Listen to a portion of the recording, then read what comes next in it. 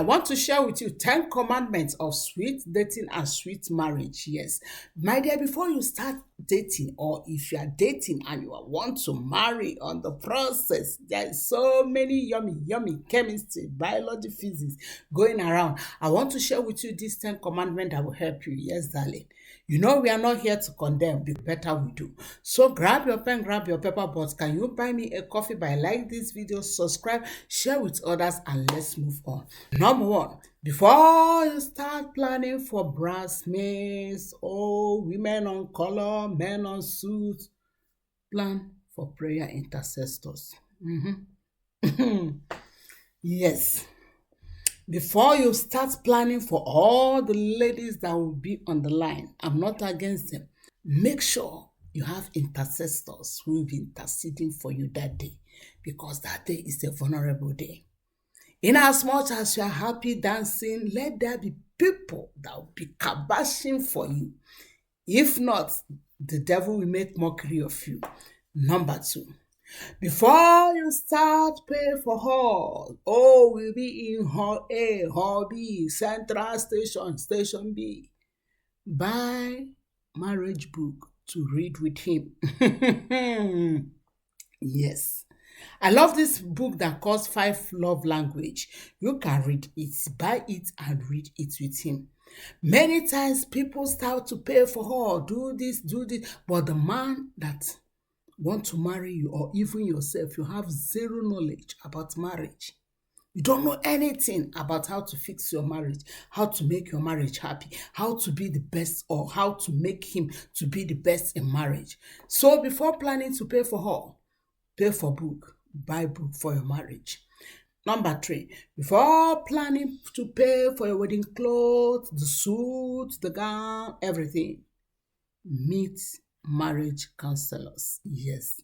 May I tell you that only but 2% of men have time for marriage counselors. All this marriage of a thing you see we are talking is only women that pays attention.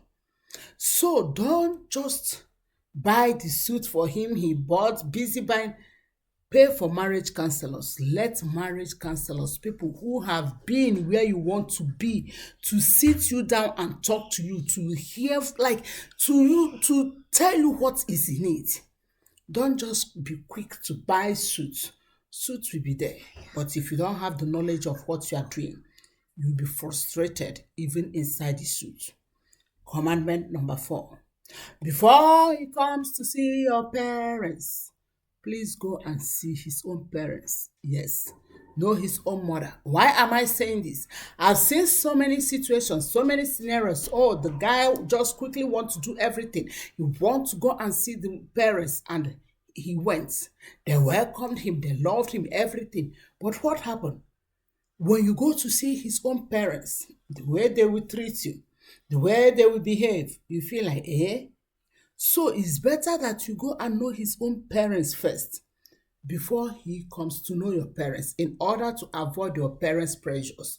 Because if he eventually comes first, before you go and see opposite of what you are not expected, your parents will be at your neck, your brothers, your sisters will be asking, what happened? What about him? What about him? So in order to avoid all these pressures, know his parents, talk with his parents, know him very well before you can allow him to introduce himself to your own parents. Another commandment I want to share with you is, before posting him on social media, do your underground check. Big sister say what? Underground check. Yes, the man might know you through social media or through anywhere, do your best to do underground check. Go and know where he is coming from. Yes, the problem I have with this generation is that everything is short, instant. A man that you want to spend your entire life with, not 1 year, not 2 years, not 3 years, not 4 years, 10 years, 20, 30, you don't know where he's coming from. You don't know anything about him. You don't know, like, you know nothing. You just say, oh, big sister, I found him in Facebook. Is he living in Facebook? Is Facebook his brother or sister? Is Facebook all you know about him? Is Facebook everything about him? Please do your underground check before posting him in social media to avoid come and see America. Another commandment I want to share with you is do your best to know what he's doing for living before you accept that ring. Yes, my dear, hear me. Yes, before you accept that ring, make sure you know what he's doing for a living. Whatever he is doing, make sure you know it. It's very important. Another commandment I want to share with you is never you ever jump into marriage without asking him that important questions. I have made so many questions you can ask a man, be it a clergyman, businessman, ordinary person. Ask him that important question. Ask him, are you owing anybody? Are you in a debt? Like, know his financial status.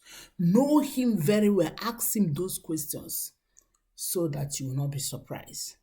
It's a good commandment that you should not ignore. Other commandment I want to share with you is you must learn to be happy by yourself.